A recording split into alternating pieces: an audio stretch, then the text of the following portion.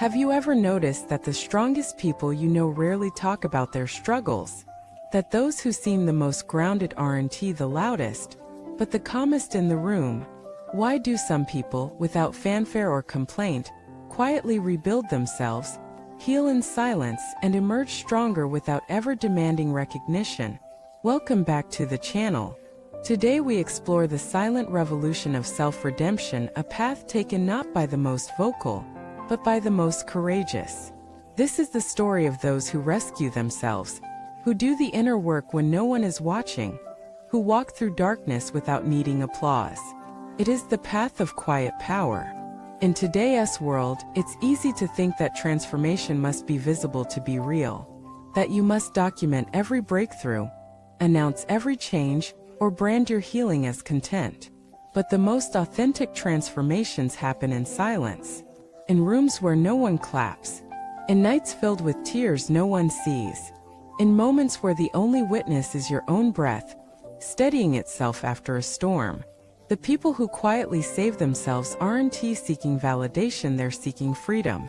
And they've learned, often the hard way, that the path to freedom is not paved with noise, but with presence. Not with performance but with truth. Not with crowds but with solitude. Why is this journey so powerful? Because it's raw. It's unfiltered. It's not done to be seen but to be whole. These people don't announce their pain. They face it. They don't blame the world. They turn inward. They don't wait for a rescuer. They become the anchor they once searched for. To understand this path, let us begin with where it starts: collapse. No one begins self-redemption from comfort. It begins in crisis, in loss, in disappointment, in betrayal. In that moment when the world doesn't break your heart, it breaks you. When the ground disappears. When the person you were can no longer carry the life you've built. When pretending doesn't work anymore. First there's denial, then resistance, then grief. But slowly the quiet ones start listening. To their breath, to their pain, to the body that's been holding stories for decades, to the heart that's been ignored for too long. And then something remarkable happens. They stop running. They sit down with the broken pieces. They stop asking, "Why me?" and start asking, "What now?" This is where the journey begins. They let go of the masks, of being the strong one, of keeping it together for everyone else. They allow themselves to unravel, to be confused, to be lost. And in doing so, they create the space for truth to emerge. It's not glamorous. It's not photogenic.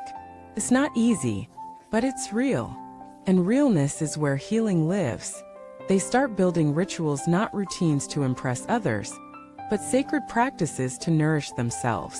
Morning silence, evening reflection, long walks without music, journals filled with truth, prayers whispered without needing answers, boundaries drawn not in anger, but in self-respect. They begin to forgive not because the past deserves it, but because their soul does. They let go of stories, of identities built on survival, of roles they never chose but learned to play. They become their own parent, their own friend, their own sanctuary. And with each step something shifts. The mind softens, the body relaxes, the voice within becomes kinder. And slowly, the person who once felt shattered starts to feel whole again, not because life got easier, but because they got stronger. Not louder, stronger. They begin to say no. Not to punish but to protect. They begin to say yes. Not to please but to align. They stop asking for permission. They stop seeking approval. They stop waiting for the world to validate their worth. They know who they are because they met themselves in the fire. This quiet self-redemption is not about isolation. It's about sovereignty. It's about building a life from truth, not trauma. From purpose, not performance. From wisdom, not wounds. And the beauty of it is no one has to understand it. It's not for them. It's for you. It's for the inner child who never felt safe. For the teenager who felt invisible. For the adult who kept giving until there was nothing left. It's a love letter to your own soul. So what does this look like in everyday life? It looks like leaving the room when gossip begins. It looks like choosing a quiet dinner alone over another meaningless night out. It looks like deleting the message you know doesn't serve your peace. It looks like unfollowing people who drain you, no explanation needed. It looks like saying I'm not okay and not needing to justify it. It looks like resting, not because you earned it, but because you exist. It looks like celebrating your progress even when no one else sees it. It looks like walking away from chaos not out of fear, but because you love your peace more than you fear being misunderstood. And slowly your life changes, not overnight, but consistently, steadily, rootedly. Because when you save yourself, you don't just change your life, you change your lineage. You interrupt patterns that have been running for generations. You become the first, the bold one, the healer, the quiet revolution. So if you're in that silent season right now where you're doing the inner work, questioning everything, releasing the noise, and choosing truth, I see you. I honor you. Keep going.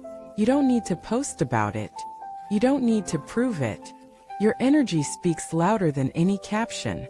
Your peace is your testimony. Your integrity is your revolution. Because real power doesn't scream.